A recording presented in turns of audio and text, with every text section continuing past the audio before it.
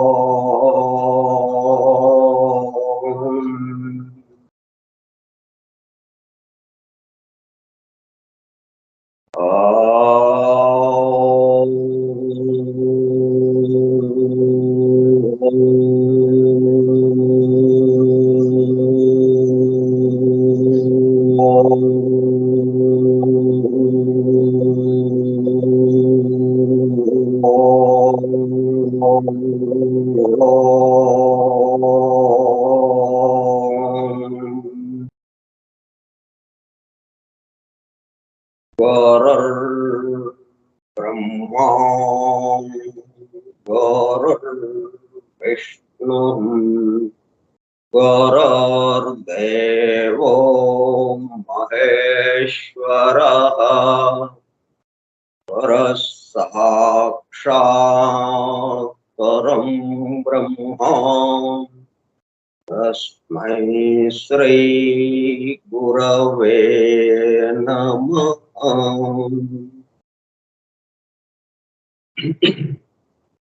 व्यासं वसिष्ठनाप्तारं शक्तेः पौत्रमकल्मषम् पराशरात्मजं वन्दे सुकतातं तपोनिधिम्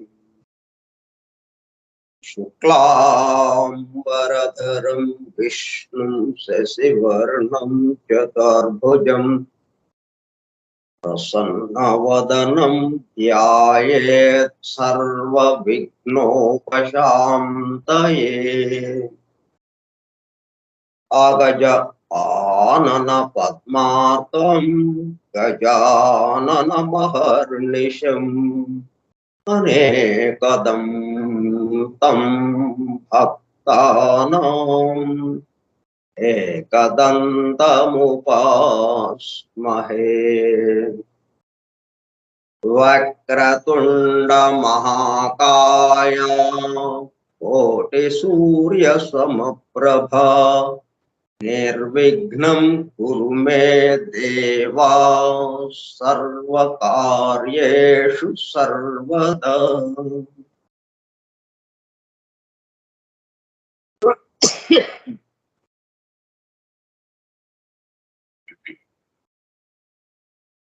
सरस्वती नमस्तुभ्यं वरदे कामरूपिणी विद्यारम्भं करिष्यामि सिद्धिर्भवतु मे सदा। ॐ भूर्भुवः स्वः ॐ तत्सवितुर्वरेण्यं भर्गो देवस्य धीमहि धियो यो नः प्रचोदयात्।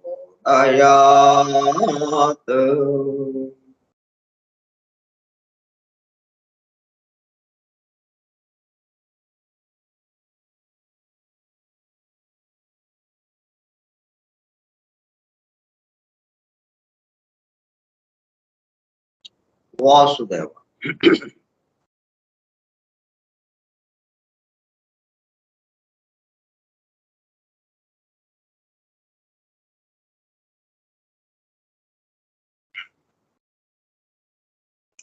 forum for truth seekers, సత్యాన్వేషకుల బృందం. Foundations of esoteric philosophy, నిగూఢ తత్వశాస్త్ర మూలము.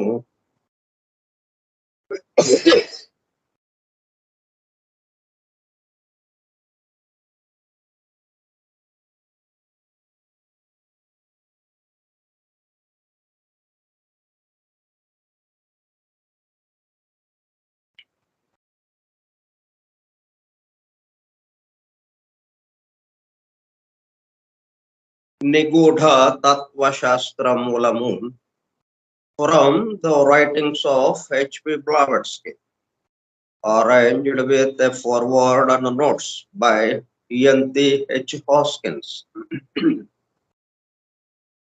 గ్రంథ పఠనము, అధ్యయనము, అవగాహన, ఆత్మదర్శనము. కార్యక్రమము 31వ పాఠము 6/6/2022 సోమవారము సాయంత్రం 4:30 గంటలు. నిగూఢ తత్వశాస్త్ర మూలం స్కైప్ గ్రూప్ లో సుదూర ప్రాంతాలలో ఎవరింట్లో వారు హాయిగా విశ్రాంతి తీసుకుంటూ ఏకకాలంలో ఒకేసారి ఏమి చేస్తున్నాము? వింటున్నాము. ఏమి వింటున్నాము? శాస్త్ర సాంకేతిక రంగములలో ఎంతో వేగముగా పురోగమిస్తున్న ప్రస్తుత కాలంలోని మానవాళి అదే వేగముతో ఆధ్యాత్మిక రంగములో కూడా పురోగమించుటకు వీలుగా ప్రపంచంలోని అన్ని జాతుల, మతముల పవిత్ర గ్రంథములలో పొడుపు కథల రూపములో అర్థము అయి అవనట్లుగా ఉన్న సృష్టి రహస్యములను బహిర్గతం చేసి మానవాళికి అందించి వాటి అవగాహన ద్వారా ఆత్మదర్శనము పొందుట అను దివ్య ప్రణాళికను అమలు చేయుటకు పరమ గురువులచే ఎన్నుకొనబడిన మేడం హెలెనా పెట్రోవ్నా బ్లావెట్స్కీ తన జీవిత కాలమంతా శ్రమించి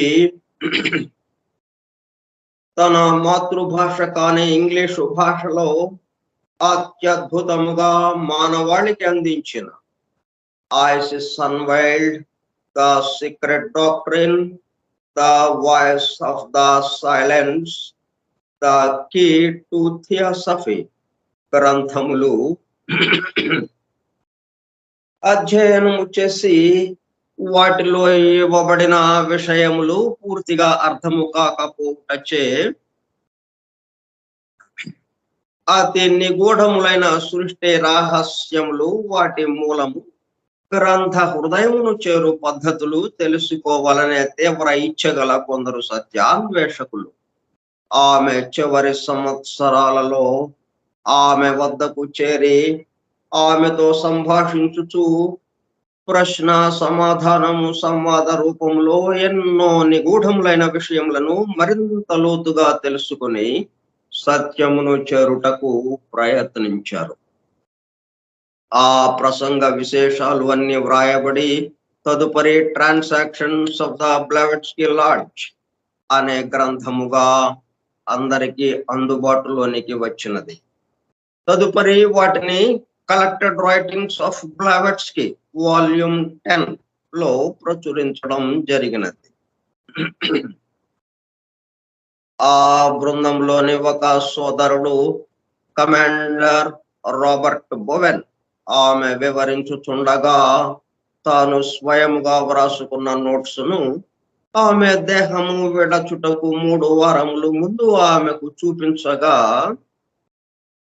అతను చూపిస్తున్న శ్రద్ధకు మురిసిపోతూ చేసిన కృషిని మెచ్చుకున్నట్లుగా అదే సమయంలో ఆ నోట్స్ కు తన అంగీకారమును తెలుపుతున్నట్లుగా తల ఊపుచూ ఒక చిరునవ్వు నవ్వెను.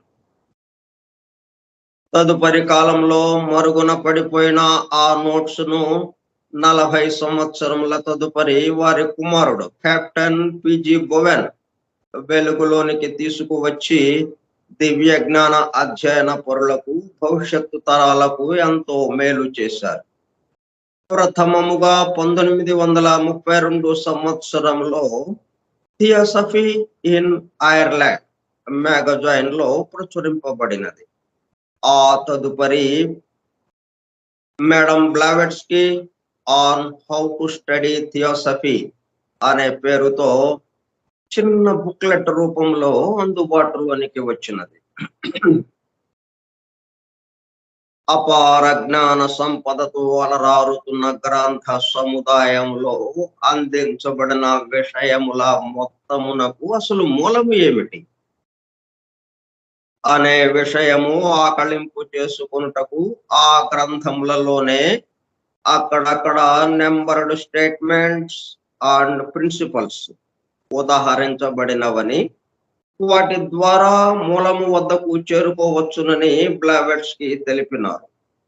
దానికి అనుగుణముగానే ఇంగ్లాండ్కు చెందిన ఎన్టిహెచ్ హాస్కిన్స్ అనునామే ఆ నెంబర్డ్ స్టేట్మెంట్స్ అండ్ ప్రిన్సిపల్స్ ను ప్రధానముగా ద సీక్రెట్ డాక్ట్రైన్ నుండి 7 ముఖ్య అంశములను, ఐసిస్ అన్వైల్డ్ నుండి 10 సంక్షిప్త అంశములను సేకరించి ప్రతిదానికి తాను స్వయముగా వ్రాసుకున్న వ్యాఖ్యను జత చేస్తూ foundations of esoteric philosophy from the writings of HP Blavatsky అను పేరుతో గ్రంథముగా పూర్తి చేయడము జరిగినది.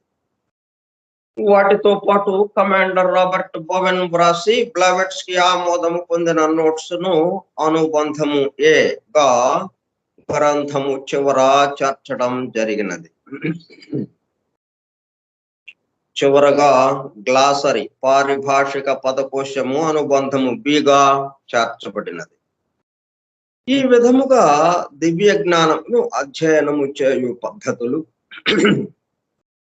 వాటి ద్వారా మూలమునకు చేరి అనగా సత్యమును చేరి సత్య స్వరూపముగా మారుటకు కావలసిన ప్రేమ పూర్వక సూచనలను తెలుపుతున్న గ్రంథరాజమును పఠిస్తూ అధ్యయనము చేయుచుండగా అత్యంత శ్రద్ధాసక్తులతో మేడం హెలెనా పెట్రోవ్నా బ్లావెట్స్కీ చెప్పుచుండగా ఆమె చుట్టూ చేరిన సత్యాన్వేషకుల బృందము వలె చెవియొగ్గి వినుచున్న అనగా ఒళ్ళంతా చెవులు చేసుకుని వినుచున్న ప్రియ సత్యాన్వేషక సోదర శ్రోతలకు నమస్కారం.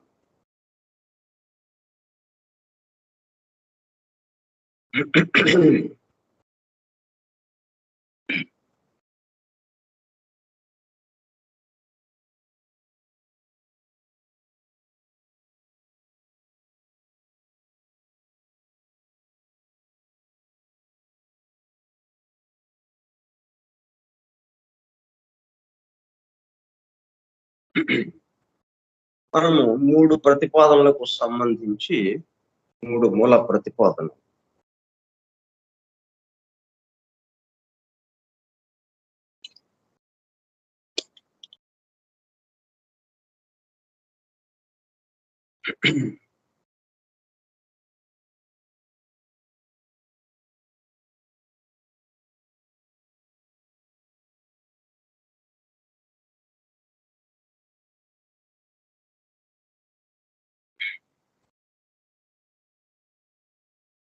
ప్రతిపాదనలలో మొదటి ప్రతిపాదన ఆ సంకల్పం పూర్తి చేసుకుని పౌనఃపున్యాలు కావాలి.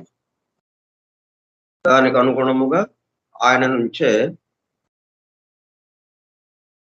వన్ రియాలిటీ, అబ్సల్యూట్ పరబ్రహ్మం, ఆయన నుంచి విరాట్ పురుషుడు, ప్రకృతి మాత,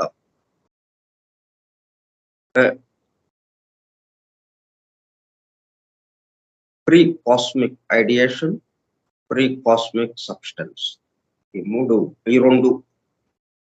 ఈ రెండింటిని అనుసంధానం చేస్తూ ఫోహ పరబ్రహ్మ రాజస శక్తి ప్రారంభమై సృష్టి బ్రహ్మాండ గోళం బ్రహ్మాండ గోళ నిర్మాణం ప్రారంభమైంది. ఆ బ్రహ్మాండ గోళంలో అనేక విశ్వములు, ఆ, సౌర కుటుంబం లాంటివి, సూర్యమండలాలు లాంటివి అనేకము బయటకు వస్తూ ఉన్నాయి. ఇలా రాగానే అంతవరకు మొదటి ప్రతిపాదన పూర్తయింది. అంటే ఇంత ఇది వచ్చినా కానీ ఇదంతా దేంతో తయారై ఉంది? ప్రతి అణువు కాస్మిక్ ఐడియేషన్, అంటే consciousness, intelligence, consciousness, cosmic substance, అంటే రూపానికి కావలసినటువంటి పదార్థం. ఈ రెండిటితోనే రూపము, జీవము, ఈ రెండు కూడా ఆ పరబ్రహ్మం నుంచి లాగా విరాట్ పురుషుడు, ప్రకృతి, పోహ, వాటి నుంచి ఇలా కిందకు దిగుతూ ఉన్నాయి. ఒకటే అనేకమవుతున్నది అనేది అక్కడే మనకి కొంత అవగాహన వచ్చింది. ఒకటి నుండే ఈ సమస్తము బయలువెడలుచున్నది. బయలువెడలుచున్నదంటే దాన్ని వదిలేసి ఎక్కడికో వెళ్ళటం కాదు, దానిలోనే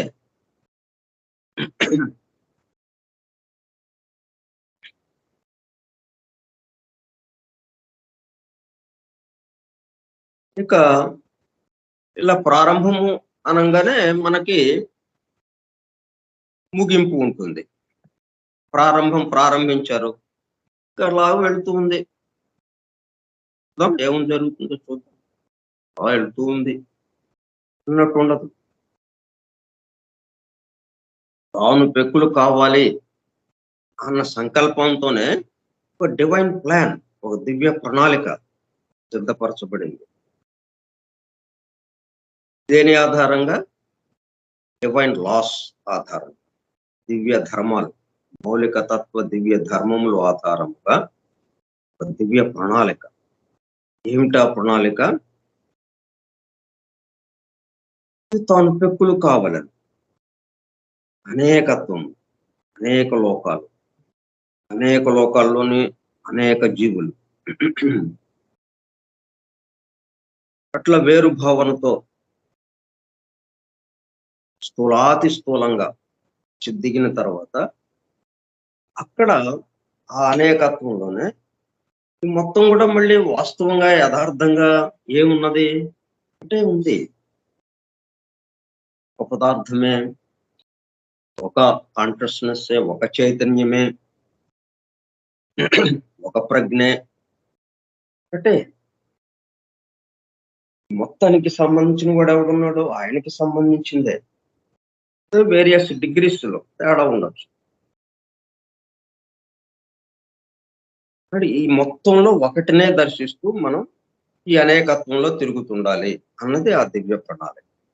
ఆ ప్రణాళిక ప్రకారం విశ్వాలు తయారవడం ప్రారంభమైంది, నిర్మాణం అవ్వడం ప్రారంభమైంది, భవన నిర్మాణము ప్రారంభం. అదే ప్రారంభం అనగానే ముగింపు ఉంటుంది అన్న విషయాన్ని మనం ముందుంచింది రెండో ప్రతిపాదన. రెండో ప్రతిపాదన అంతా ఏంటి చెప్పింది మనకి? ఏది కూడా ఇట్లా కొనసాగటం ఉండదు. కొంతసేపు చేయటం, ఆగటం, చేయటం, ఆగటం, పని, విశ్రాంతి.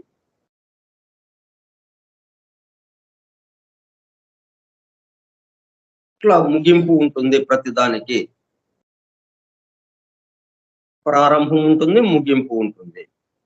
సృష్టి, ప్రళయము, పగలు, రాత్రి, ఇలాగా రెండుగా. ఎందుకని ఇట్లా ఆగుతూ మరలా పయనిస్తూ కొంత దూరం పయనించటం, ఆగటం, పయనించటం, ఆగటం. ఎందుకు ఇది అంటే ఇదంతా కూడా అభివృద్ధి ప్రధానికేసి వెళుతున్నది. సృష్టి సమస్తము కూడా ప్రారంభం నుంచి అభివృద్ధి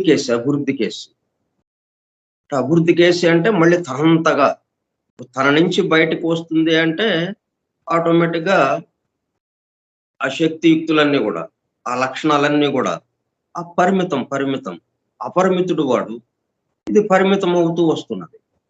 ఇందులో ఇది పరిమితం అవుతూ వస్తున్నదల్లా మరలా అపరిమితంలోకి రావాలి. రావాలి అంటే దానికి ఒక క్రమ పద్ధతిలో, ఒక కాల ప్రమాణంలో, ఒక కాల ప్రమాణ గతిలో ఇలాగా వెళ్తూ ఉండాలి. కాబట్టి ఇప్పుడు ఇక్కడ 2 ప్రశ్నలున్నాయి. ప్రారంభం అనగానే ముగింపు ఉంటుంది అన్నది మన ముందుంచింది ఆ విషయం. దాని తర్వాత రెండో ప్రశ్న ఎంతసేపు? అంటే మళ్ళీ ఇక్కడితో ఆగట్లేదు కదా! ముగింపు అంటే మనం సినిమాకెళ్ళాము. తెర తీశారు. ప్రారంభమైంది తెర తీశారు. సినిమా మొదలైంది. కాసేపు సినిమా చలనచిత్రం ప్రదర్శింపబడింది తెర మీద. అయిపోయింది. దాన్నేమన్నారు, కొత్త సినిమా అయితే ఉదయం ఆట కూడా ఏస్తారు. ఉదయం ఆట. ఎళ్ళిపోయారు. జనం అందరూ ఎళ్ళిపోయారు. ఆగిపోయింది. తెర ఒక్కటే మిగిలింది. సినిమా ప్రదర్శన ఆగిపోయింది. ఇక అందరూ బయటికెళ్ళిపోయారు. మరి దాంతో ఆపేసారా? ఆ ఆటతో. మళ్ళీ మ్యాట్నీకి రెడీ అయిపోయింది. ఈ జనం బయటకొస్తూనే ఉన్నారు. ఆ మ్యాట్నీ షోకి అక్కడ రెడీగా ఉన్నారు జనం. టికెట్లు కౌంటర్ దగ్గర క్యూలో ఉన్నారు. సరే ఇప్పుడంటే ఆన్‌లైన్ వచ్చింది కాబట్టి బయట జనం కనపడరు. ఆన్‌లైన్‌లో రిజర్వ్ చేసుకోవడం, దర్జాగా ఎళ్లి అక్కడ కూర్చోవడమే ఆ సీటు దగ్గర. ఎక్కడ క్యూ లేదిక.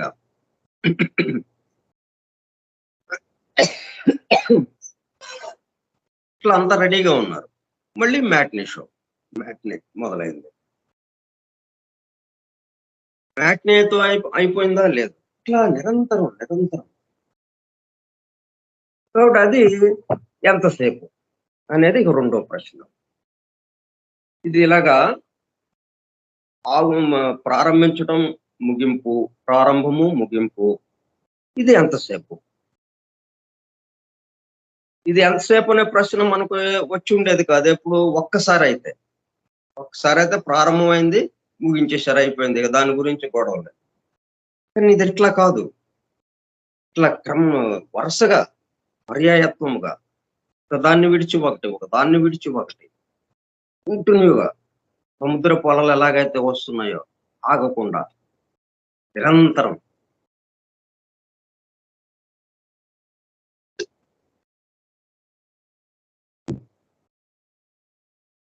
కాబట్టి రెండో ప్రశ్న ఏంటన్నమాట, ఎంతసేపు? ఎంత కాలం పడుతున్నది? ప్రారంభమునకు, ముగింపునకు మధ్య పట్టే కాలము. అట్లాగే పగలు, రాత్రి అంటున్నాము. పగలకి ఎంత కాలం? రాత్రికి ఎంత కాలం? పగలకి ఎంత కాలం పడుతుంది? రాత్రికి ఎంత కాలం పడుతుంది?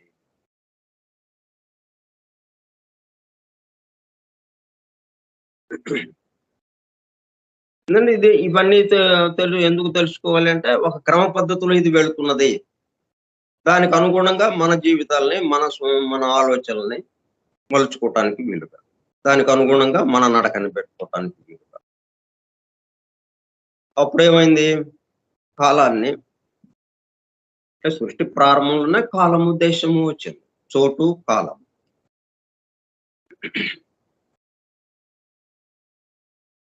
ముందుగా మనకి శంఖము, చక్రము.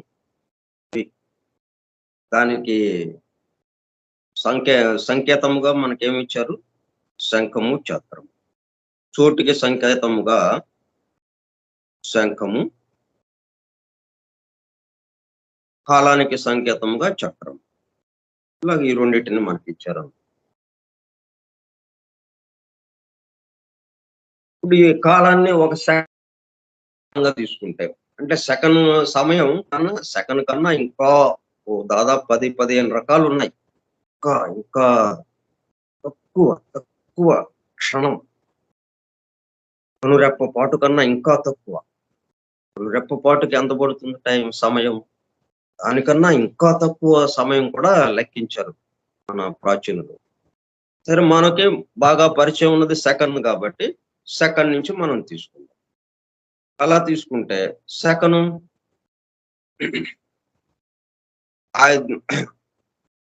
5 సెకన్లు ఇలాగా తిరుగుతూ ఉంటుంది. మొత్తం 12 12 60 సెకండ్లు.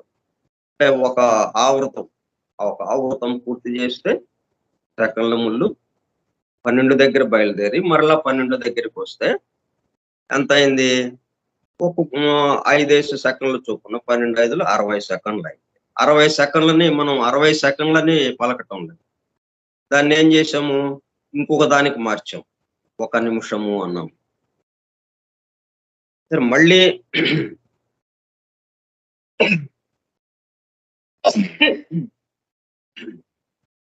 ఈ నిమిషాల ముళ్ళు ఆ విధంగా తిరుగుతూ ఉంటే ఒక ఆవృతం పూర్తయ్యేటప్పటికల్లా 12 5 60 నిమిషాలు అయింది. 60 నిమిషాలని 60 నిమిషాలు అంటున్నాం. అంటే వాస్తవంగా ఏమనాలి మనం? 60 360 సెకండ్లు అనాలి.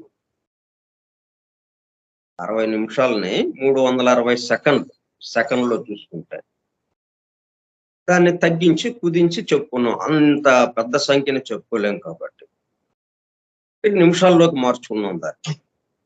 నిమిషాల్లోకి మార్చుకుని మనం చెప్తున్నప్పటికీ ప్రామాణికంగా ఉన్నటువంటి ప్రథమంగా ఉన్నది ఆ యూనిట్ ఏదైతే ఉందో సెకను, అది ఉంది.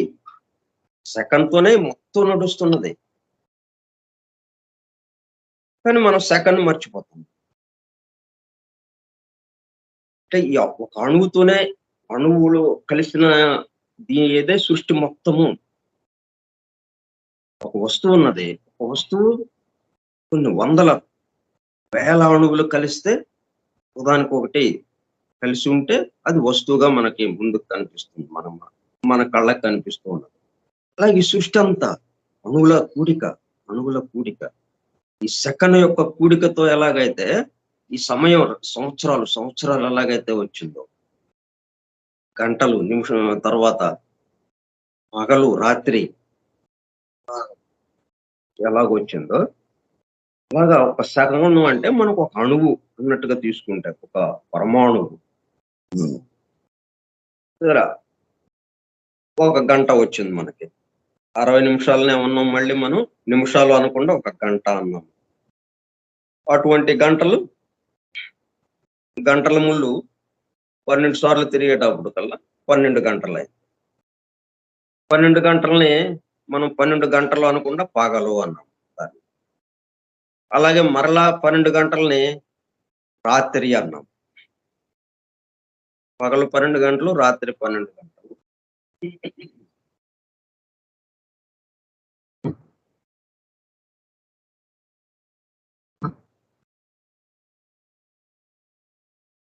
ఇరవై 24 గంటలైంది. ఒక రోజు 24 గంటలు అనుకుంటాం మనం. 24 గంటలు కాకుండా సెకండ్లో చెప్తే మనకి ఎంత పెద్ద సంఖ్య వస్తుందో చూడండి. అందుకనే అవేమి సెకండ్ని మనం ప్రామాణికంగా తీసుకున్నాం. కానీ సెకండ్ పక్కన పెట్టేశాం. ఆ తర్వాత నిమిషాలని పక్కన పెట్టేశాం. గంటల్ని పక్కన పెట్టేశాం. పగలు రాత్రిలోకి వచ్చేసాం. పగలు రాత్రి కలిపి ఒక రోజు అన్నాం. అటువంటి రోజులు 30 కలిపితే ఒక నెల అన్నాం. ఈ నెలలో మరి సెకండ్ ఉందా లేదా? అది వదలకూడదు మనం. అది కూడా మనం గుర్తుపెట్టుకోవాలి. ఈ సృష్టి సమస్తము అణువుల కూడిక. ఈ అణువులన్నీ ఎక్కడి నుంచి వచ్చినాయి? కాస్మిక్ రేడియేషన్, కాస్మిక్ సబ్స్టెన్స్, ఫోహార్, వాటి యొక్క కలయిక. ప్రతి అణువు అంటే ఎలక్ట్రాన్, ప్రోటాన్, న్యూట్రాన్ అంటాం మనం. అవే కాస్మిక్ రేడియేషన్, కాస్మిక్ సబ్స్టెన్స్, ఫోహార్ బాగా వచ్చింది. అలాగే మనం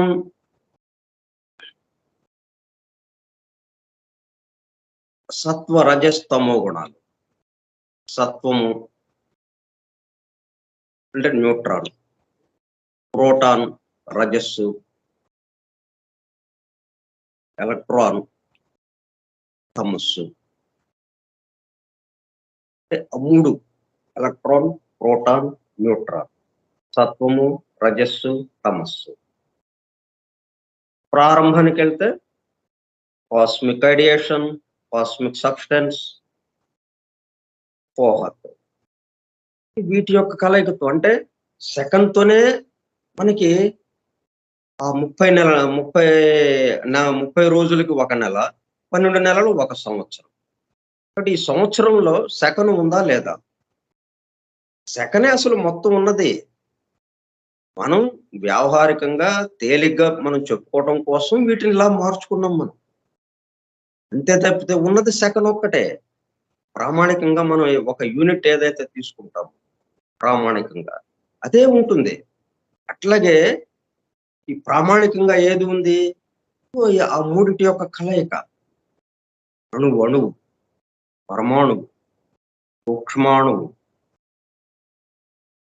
అవే జీవాణువు. మరి ప్రతి అణువు జీవంతో నిండి ఉన్నది.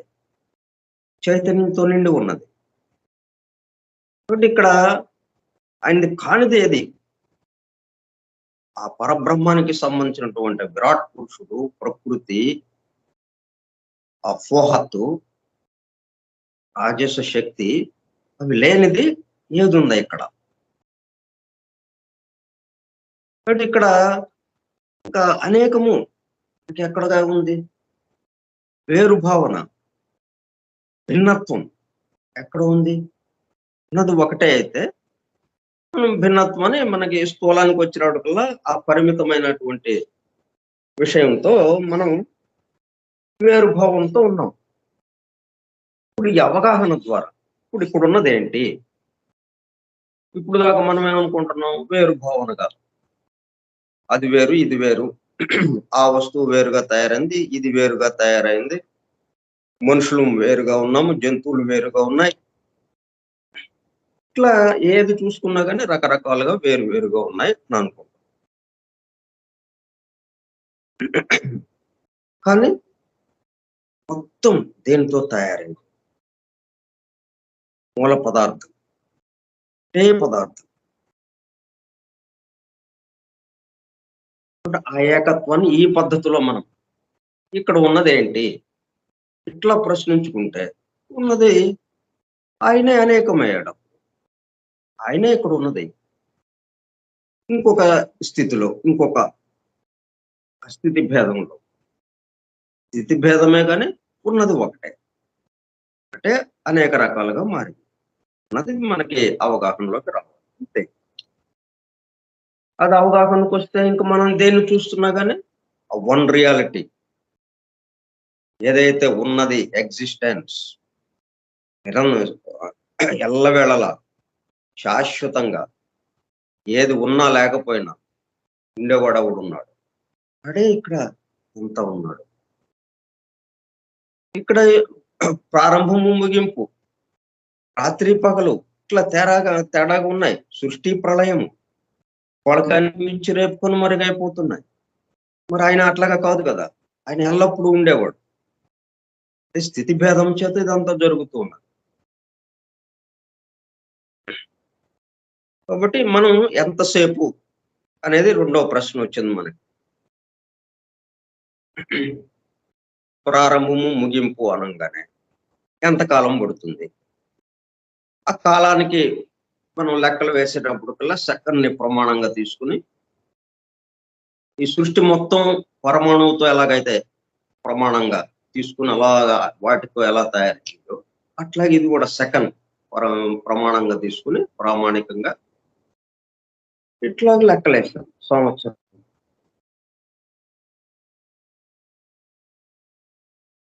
ఆ తర్వాత యుగాల లెక్కలు వేశాం.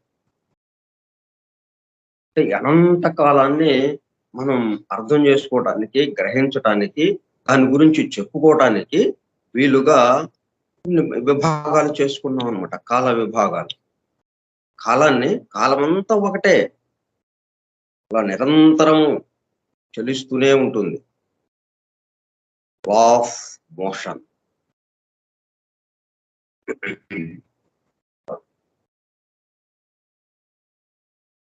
నిరంతరం చలించేది. దాన్ని మనం ఇదిగో ఇంతకాలం ఇది, ఇంతకాలం ఇది అని అనుకుంటున్నాం. అంటే రాత్రి పగలెంతుంది, పగలెంత కాలం పడుతుంది, అలాగే రాత్రి ఎంత కాలం పడుతుంది. కానీ పగలు, రాత్రి జరిపేది ఒకటే. పగలు ఏది జరుపుతున్నదో అదే రాత్రికి జరుపుతూ ఉన్నది. పగలని రాత్రికి మారుస్తుంది. రాత్రిని పగలుగా మారుస్తూ ఉన్నది. ఆ మార్చేది మాత్రం ఒకటే. ఈ విధంగా మనం యుగాలు లెక్కలు వేశాం. అనంత కాలాన్ని యుగాలుగా మార్చుకొని ఇంకా తేలిక అవ్వడం కోసం మనం ఎట్లాగైతే సెకన్లని నిమిషాలుగా, నిమిషాలని గంటలుగా, గంటల్ని రోజులుగా, నెలలుగా ఎలాగ మార్చుకున్నామో అలాగా ఈ అనంత కాలాన్ని యుగాలుగా, యుగం ఒక ప్రామాణికంగా తీసుకున్నాం. ఇక్కడ సెకండ్‌ని ఎలాగా ప్రామాణికం తీసుకున్నామో ఇక్కడ యుగాన్ని ప్రామాణికంగా తీసుకున్నాం. కలియుగం.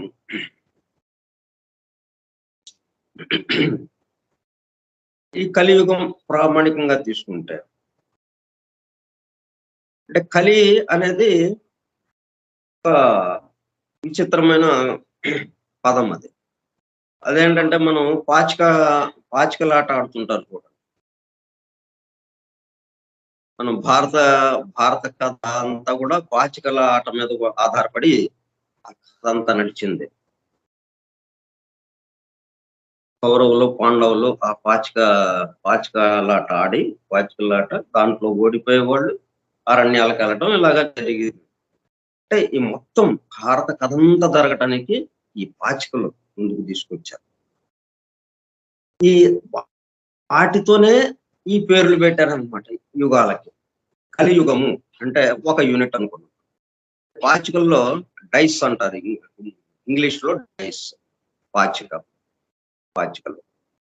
అది ఒక డాట్ ఉంటుంది. ఒక చుక్క ఉంటుంది. దాంట్లో వాడేది 4 పాచికలు ఉంటాయన్నమాట. ఆ 4 రకాలుగా ఉంటుంది. అంటే క్యూబ్ గా ఉంటాయి. ఘనాకారంలో ఉంటుంది అది. ఘనాకారంలో. అయితే ఆ చుక్కలు వేరుగా ఉంటాయి.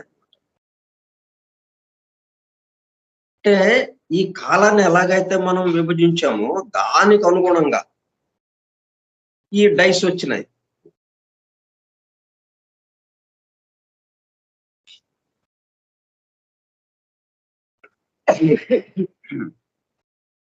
జూదం ఆడటము అంటే జూదము జూదము అనేది దానికి పేరు అన్నమాట. పాచికలతో ఆడుతున్నారు కాబట్టి పాచికలాట అంటాం. దాన్ని జూదము అని కూడా అంటాం. అంటే సప్త వ్యసనాల్లో ఒకటి. అంటే జూదం అంటే ఏంటి? కాలంతో కాలక్షేపం చేయడం. కాలాన్ని సద్వినియోగం చేసుకోకుండా కాలాన్ని మనం కాలానికి అనుగుణంగా మనం వెళ్ళకుండా కాలానికి వ్యతిరేకంగా వెళ్ళడం ఎట్లాగా అన్నట్టుగా ఈ ఆట ఉంటుంది. ఈ ఆటల్లోకి వెళ్ళిపోయామా అదొక వ్యసనం అయిపోతుంది. వెళ్ళిపోయామా ఇంకా మరి జూదము వ్యసనాల్లో ఒకటి. సప్త వ్యసనాల్లో 7 రకాల చెడు అలవాట్లలో అంటే 7 రకాలు చెడు అంటే ఏం లేదు. మనల్ని భయం ఈ మొత్తానికి సంబంధించిన మన స్వస్థితి దానికి వెళ్ళనివ్వదు అది. మనల్ని గుర్తు రానియకుండా చేస్తూ ఉంటుంది. మర్చిపోయేటట్టు చేస్తూ ఉండేది అది. చెడు నడత అంటే ఏంటది? మనం ఇక్కడ చెడు అని ఏదైతే అంటున్నామో అది ఏంటన్నమాట? మన యొక్క స్థితిని మర్చిపోయేటట్టు చేసేది. మన స్థితి ఏంటి? భగవదంశ. ఈ సమస్తము భగవన్మయము. సమస్తము మనతో సహా సమస్తము భగవన్మయం. ఈ చోటులో ఉన్నటువంటి ఈ సృష్టిలో ఉన్నటువంటి సమస్తము అంతా భగవన్మయం అన్న విషయాన్ని మనకి గుర్తుకు రానియకుండా చేసేది చెడు. అందుకని దాన్ని చెడు అన్నారు. అంటే మంచి అంటే అది గుర్తుకు తెచ్చే వ్యవహారంగా ఉంటుంది. ఆ మంచి ద్వారా మంచి పనులని ఏమంటున్నాము ఆ పనులు చేసుకుంటే క్రమక్రమంగా మర్చిపోయినటువంటి మన స్థితిని మరలా గుర్తుకు చేసుకుని ఆ ఏకత్వ అనుభూతిని పొందుతాం. అంటే మనకు కావాల్సింది ఏంటి? మన స్థితిని గుర్తుకు తెచ్చుకోవటమా ఇంకా ఏమన్నా? ముందు మనం ఎవరమో తెలిస్తే మిగతా పనులు చేయొచ్చు. మనం ఎవరమో తెలుసుకోకుండా మిగతా అన్ని పనులు చేస్తున్నాం. కాబట్టి మనం అన్ని పనులు చేయటమా మన స్థితి తెలియకుండా మనం ఎవరమో తెలియకుండా ఇప్పుడు పేరు లేకుండా అసలు మనల్ని చేర్చుకుంటారు ఎక్కడైనా కానీ, స్కూల్లో కానీ, కాలేజీలో కానీ, తర్వాత ఉద్యోగాల్లో కానీ, నీ పేరేంటి? పేరుతో ఇక్కడ మనకు ఒక్కడి పేరుతోనే ఆగరు మళ్ళీ. సన్ ఆఫో, వైఫ్ ఆఫో అని మళ్ళీ ఇవి ఉంటాయి. నీ యొక్క జీనియాలజీ అంటే వరుస క్రమం. ఎక్కడి నుంచి వచ్చావు అని మనకి చూడండి మరి. సన్ ఆఫ్ అని ఎందుకు పెట్టాలి అంటే మనంతరం మనం ఇక్కడికి వచ్చామా? లేదు, ఒకటి నుంచి వచ్చాం మనం. మనకి మనం రావడానికి కారణం ఒకడున్నాడు, తండ్రి అన్నది గుర్తు చేయటం కోసమని సన్ ఆఫ్ అని పెట్టారు.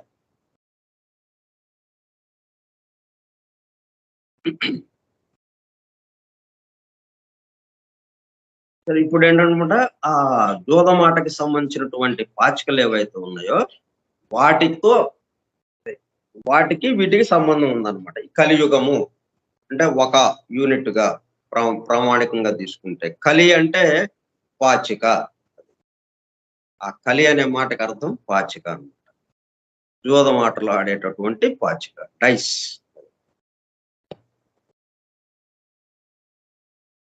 అంటే ముందు డైస్ ఉన్నదానికి పాచిక అనే దానికి కలియుగానికి పేరు పెట్టలా. ఫస్ట్ కలియుగం అని పేరు పెట్టారు. ఆ కలి అనే పదాన్ని తీసుకొచ్చి ఈ డైస్ కి చేర్చారు. ముందు ఆట రాలేదు కదా, ముందు కాల విభజన వచ్చింది మనకి. తో పాటే ఈ విభజనలన్నీ, ఈ వ్యవహారాలన్నీ, ఈ కాల ప్రమాణాన్ని కొలుచుకోవటం, ఇవన్నీ ఈ కాల గణన అంతా కూడా సృష్టితో పాటు ఉన్న విషయాలు ఇవి. వాటిని అనుగుణంగా మనం పేర్లు పెట్టుకున్నాం ఇక్కడ మనం చేసే పనులు. ఇప్పుడు కలియుగము 4,32,000 సంవత్సరాలు. సరే, అది ఎలాగొచ్చిందో కూడా మనకు ఉంది. అదంతా చెప్పుకుంటే మనకి మనం సబ్జెక్ట్ వేరుగా వెళ్ళిపోతాం. ఉదాహరణ మనకి సంగ్రహంగా మనకు అర్థమవటం కోసం మనం చెప్పుకుంటున్నాం ఇది. మనం చెప్పుకునేటటువంటి ప్రతిపాదనలు ఏవైతే ఉన్నాయో 3 ప్రతిపాదనలు, అది బాగా అర్థం అవటం కోసం ఈ 3 ప్రతిపాదనలు ఈ సమస్త సృష్టికి ఎట్లాగా కనెక్ట్ అయి ఉన్నాయో, ఈ 3 ప్రతిపాదనలు మన మనసులో గనక ఒక చక్కటి భావాన్ని ఏర్పాటు చేస్తే ఇదంతా భగవన్మయముగా కనిపిస్తుంది. దానికి ఇదిగో ఈ లెక్క ఇవన్నీ చెప్పుకుంటున్నాం. ఇప్పుడు కలియుగము.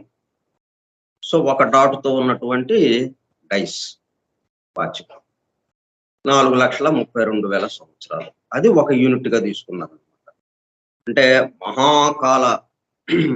కాల గణనని, మహాకాలాన్ని ఏదైతే ఉందో పెద్ద కాలంగా దాన్ని గణించడం కోసం ఇట్లా యూనిట్ గా తీసుకున్నారు. ఈ కలియుగానికి ఇంకొక యుగం డబల్ అనేది ద్వాపర యుగము అని ఇంకోటి. అంటే కలియుగానికి ముందుది.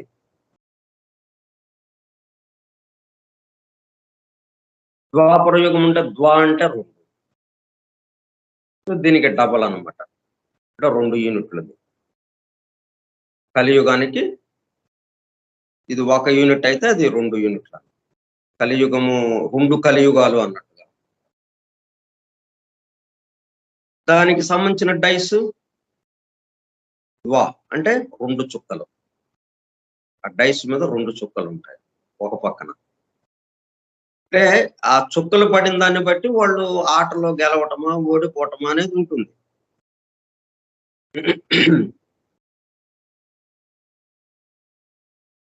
తర్వాత అది 4,32,000 అంటే దానికి డబల్ అంటే 8,64,000 సంవత్సరాలు ఇట్లాగా వచ్చింది.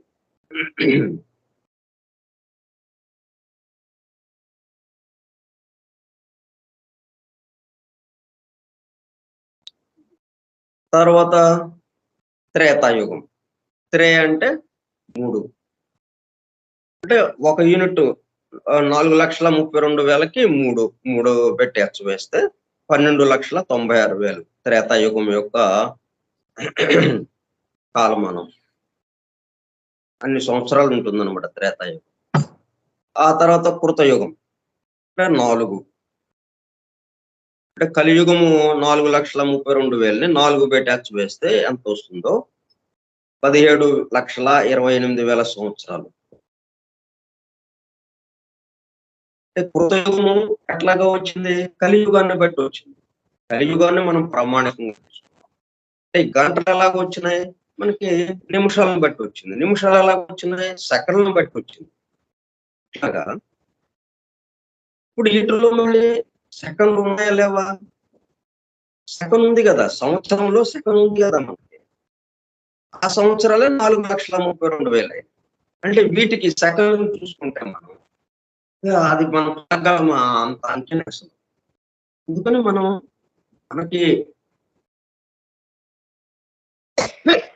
సౌకర్యంగా ఉండటం కోసం, మనకి వీలుగా మనం పలకటానికి వీలుగా ఉండటం కోసం ఇలాగ మార్పులు చేసుకున్నాం.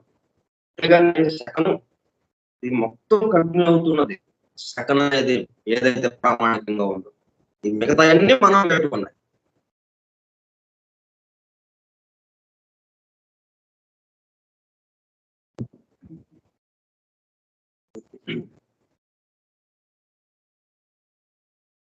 ఇప్పుడు మొత్తం కలిపితే ఈ 4 యుగాలు, ఈ 4 యుగాలు ఏంటి? మనం వారాలలాగైతే సోమవారం మొదలుకొని శనివారం వరకు, మరలా ఆదివారం, మళ్ళీ ఆదివారం నుంచి శనివారం దాకా. అట్లా అవే వారాలు మరలా వస్తుంటాయి. అదే పర్యాయత్వం అని చెప్పింది, లా ఆఫ్ పీరియాడిసిటీ. అలాగే యుగాలు కూడా కలియుగం, తర్వాత ద్వాపర యుగం, త్రేతాయుగం, కృతయుగం, మరలా కలియుగం, ద్వాపర యుగం. ఈ 4 యుగాలే మరలా తిరుగుతూ ఉంటాయి.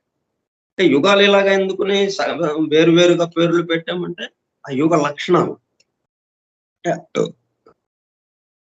ఆయా లక్షణాలు ప్రవర్తిల్లుచున్నప్పుడు ఈ సృష్టిలో ఆ లక్షణాలకి తగ్గట్టుగా దానికి ఒక పేరు పెట్టాం మనం.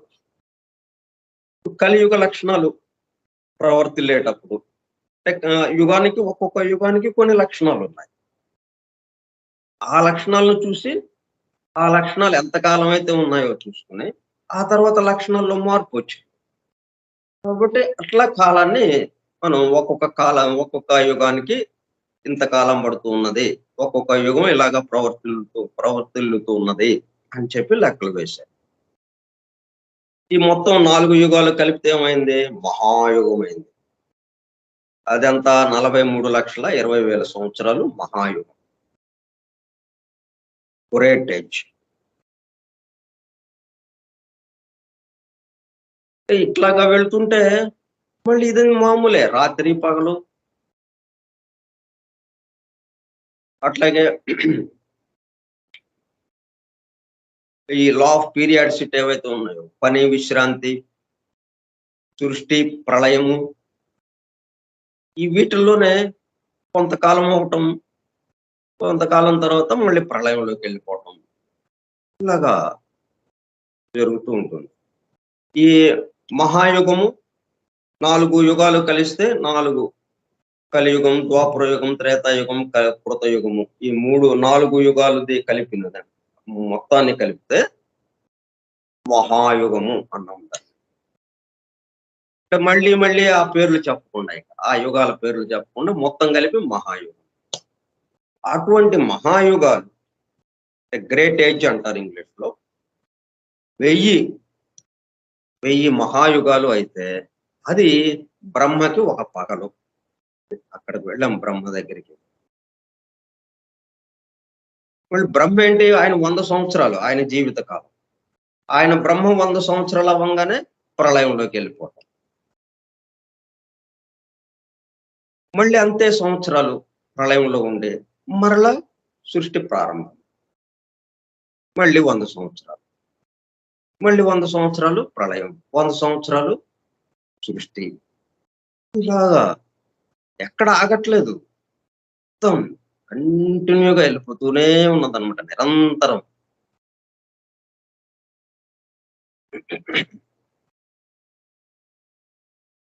అందుకే the doctrine of constant renewal అన్నాం.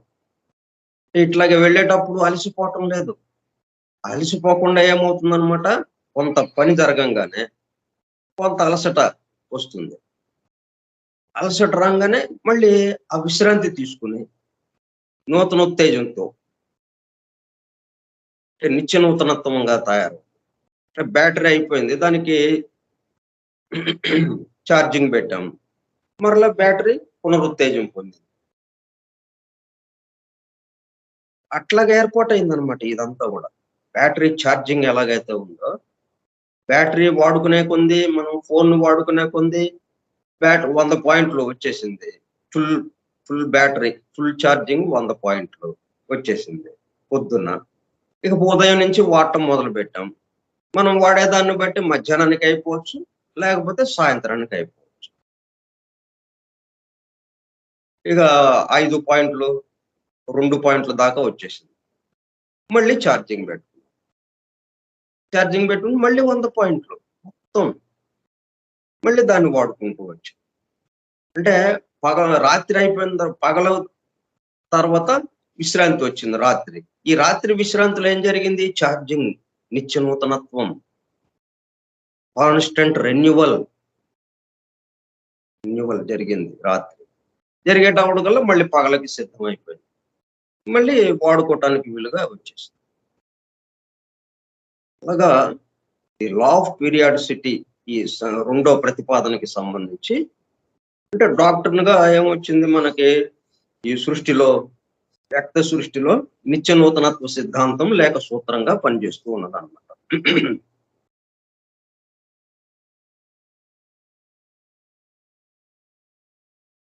కాబట్టి దీని అనంతం ఇక అది ఇలా జరుగుతూనే ఉంటుంది. బ్రహ్మ పగలు దాన్ని ఏమన్నాం అనమాట, ప్లానెటరీ మన్వంతర అన్నాం. మన్వంతర అంటే ఇప్పుడు 1000 మహాయుగాలకి 14 మనువులు. అంటే ఒక్కొక్క ఈ మహాయుగంలో మళ్ళీ మనువులు పరిపాలన వాళ్ళ యొక్క పరిపాలనతో ఒక్కొక్క మనువు యొక్క ఆధీనంలో ఇది పరిపాలన సాగుతూ ఉంటుంది. దానికి 14 మనువులు ఉన్నారు. అంటే ఒక్కొక్క మనువు యొక్క కాలం ఎంత అనమాట? 71 మహాయుగాలు. ఇప్పుడు 4 యుగాలు కలిస్తే మహాయుగం అన్నాము. అటువంటి 71 మహాయుగాలు కలిస్తే ఒక మనువు పరిపాలన. ఇక ఆయన వెళ్ళిపోతాడు. ఇంకొక రెండో మనువు వస్తాడు ఆయన. ఎట్లా పెట్టాము ఇది? ఆ మనువు కాలంలో జరిగే మార్పులు, చేర్పులు, అభివృద్ధి క్రమము, అక్కడ సృష్టి జీవులకు రావాల్సిన మార్పులు, ఇవన్నీ జరుగుతున్న దాన్ని బట్టి ఇట్లాగా మనువులు ఉన్నారు అని మనకి అర్థమైంది.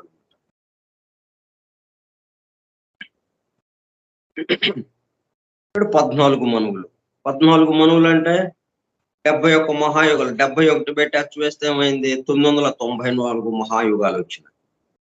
ఈ మధ్య సంధి కాలాలు ఉంటాయి. 6 సంధి కాలాలు. మొత్తం కలిపి 1000 మహాయుగాలుగా మనం ఈ 14 మనువులకి 1000 మహాయుగములు. ఆ 1000 మహాయుగాలు ప్లానెటరీ మన్వంతరం అంటాం. అంటే మన ఎర్త్ ప్లానెట్ ఏదైతే ఉందో అది ప్రళయంలోకి వెళ్ళిపోతుంది. ప్లానెటరీ మన్వంతరం.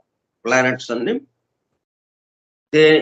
మళ్ళీ ఈ లెక్కలన్నీ కూడా ఎక్కడికక్కడ దేనికి దానికి సంబంధించి మొత్తానికి కలిపి ఒకే లెక్క కాకుండా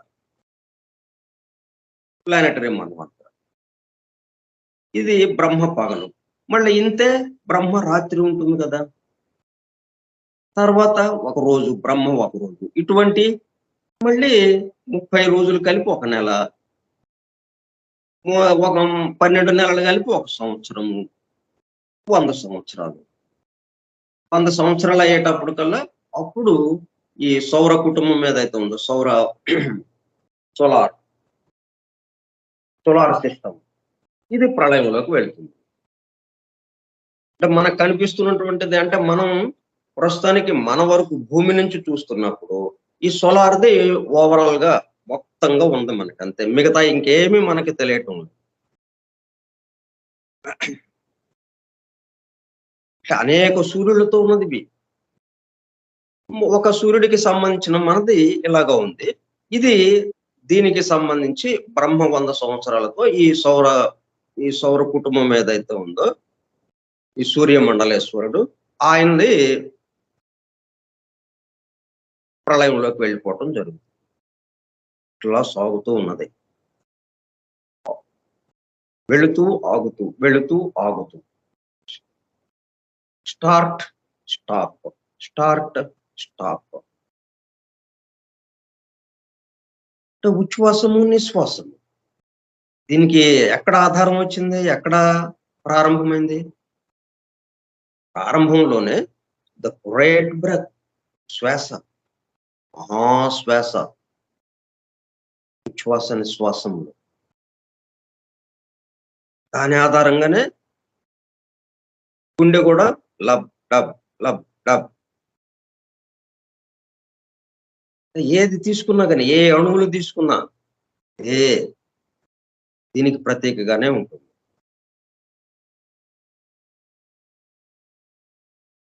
ఇవన్నీ ఎందుకు వచ్చినాయి అంటే అభివృద్ధి పదంలోకి వెళ్ళటానికి. Universe which manifests periodically for purposes of the collective progress of the countless lives. ఈ సృష్టిలో ఉన్నటువంటి కోటాను కోట్ల సమస్త జీవులు అభివృద్ధి పదంలోకి వెళుతూ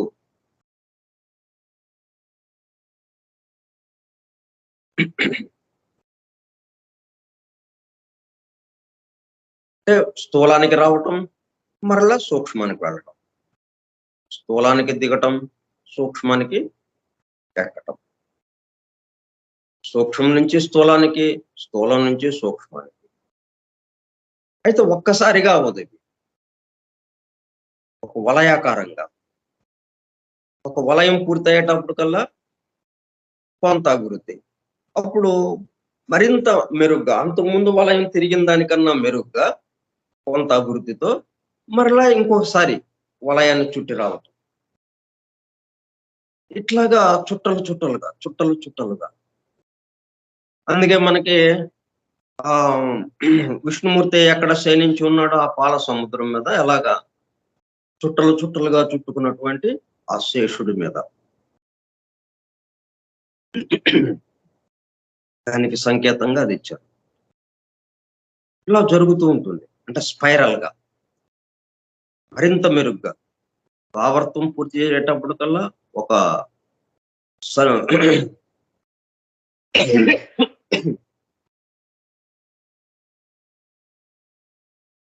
వలయం పూర్తయ్యేటప్పటికి మరింత మెరుగ్గా ఇంకొక వలయం, ఇంకా మరింత మెరుగ్గా, మరింత అభివృద్ధి కేసి వెళుతూ ఉండడం, ఈ విధంగా జరుగుతూ ఉండడం.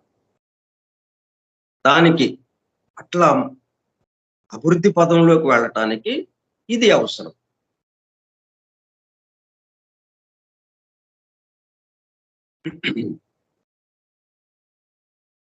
లా ఆఫ్ పీరియాడిసిటీ అనేది అది అవసరం అన్నమాట. పని విశ్రాంతి, రాత్రి పగలు, అట్లా రెండు రెండుగా సృష్టి ప్రళయము. ఆ విధంగా మనం సెకండ్ ప్రపోజిషన్ లో చెప్పుకున్నాం. ఇది ఎంతకాలం పడుతున్నది అంటే బ్రహ్మ 100 సంవత్సరాలతో బ్రహ్మకాలం పూర్తవగానే ఇది ప్రళయంలోకి వెళ్ళిపోతుంది. ప్రళయంలోకి వెళ్ళిపోతే ఆగిపోయిందా సృష్టి? లేదు. ప్రళయం అంటే ఏంటి? మనం బ్యాటరీ ఛార్జింగ్ పెట్టుకున్నట్టుగా మళ్ళీ బ్యాటరీ నిత్యనూతనత్వంగా తయారయ్యేటట్టుగా ఛార్జింగ్. ఈ ఛార్జింగ్ ద్వారా ఏమైంది? ఫుల్ గా తయారైపోయింది. మరలా సృష్టి, మరలా ప్రళయం, సృష్టి ప్రళయం. ఆ సృష్టి ప్రళయంలో మనం సెకండ్ నుంచి బయలుదేరాం. మొత్తంలో మరి బ్రహ్మ 100 సంవత్సరాల్లో ఈ సెకండ్ ఉన్నది. ఆ 100 సంవత్సరాలు మనకి లెక్క ఎలాగొచ్చింది? కింద సెకండ్ తో మొదలు పెట్టాం కాబట్టి.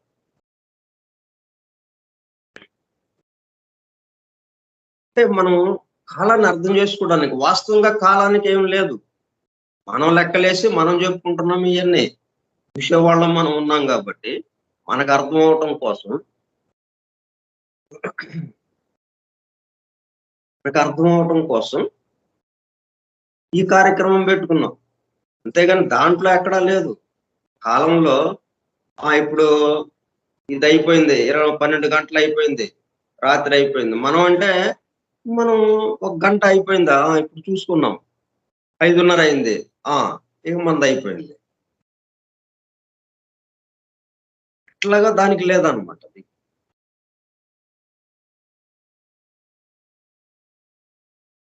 ఇదంతా ఎందుకంటే అభివృద్ధి పథంలోకి తీసుకువెళ్ళటం కోసం.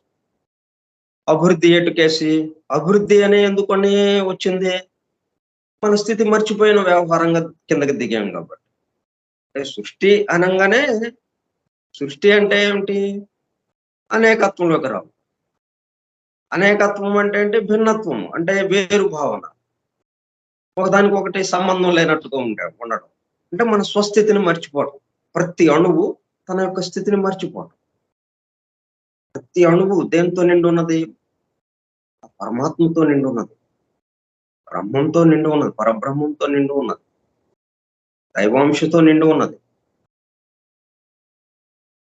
భగవన్మయంగా ఉన్నది అది.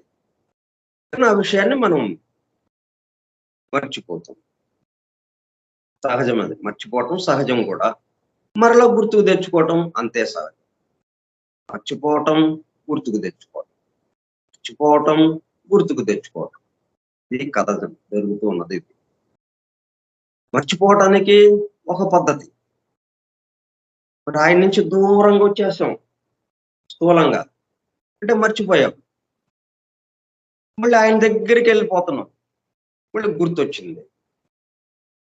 కొన్ని అక్కడ తాగుతుందా లేదు, అలా బాగా ఒక తమాషా అయిన జగన్నాటకం జరుగుతూ ఉన్నది. జగన్నాటకం మనం ఈ అవగాహన ద్వారా ఈ జగన్నాటకాన్ని చూస్తూ ఆనందిస్తూ, ఒక సినిమా లాగా మన జీవితం మొత్తాన్ని ఒక సినిమా లాగా చూస్తూ, వినోదంతో వినోదిస్తూ మనం మన జీవితాన్ని గడపాలి. మనకి ఎన్నెన్నో కష్టాలు వస్తాయి, ఎన్నెన్నో నష్టాలు, ఎన్నెన్నో బాధలు. ఓకే, కానీ ఉన్న విషయం ఏంటి?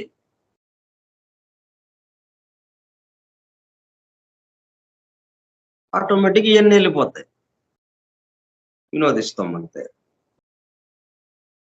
సో రేపు మనం థర్డ్ ప్రపోజిషన్ లోకి వెళదాం. ఇప్పుడు కొంత అవగాహన వచ్చింది కాబట్టి మనకి ఇప్పుడు థర్డ్ ప్రపోజిషన్ అంటే ఇక సృష్టి జీవులు, సృష్టి అంతా రెడీ అయిపోయింది కదా, లోకాలన్నీ రెడీ అయిపోయినాయి. ఈ లోకాల్లో ఉన్న జీవుల యొక్క విశేషం ఏంటి, వాళ్ళ సంగతి ఏంటి, అది రేపు చెప్తాము.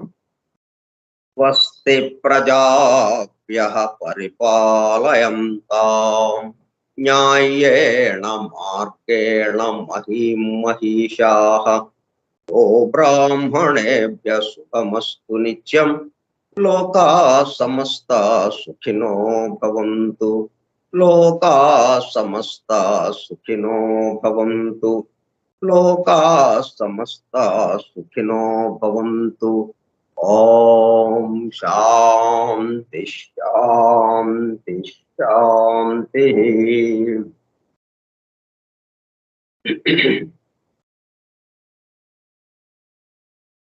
ఎంతో ఓపికతో విన్నటువంటి సత్యాన్వేషక సోదర బృందానందరికీ ధన్యవాదాలు. Thank you all.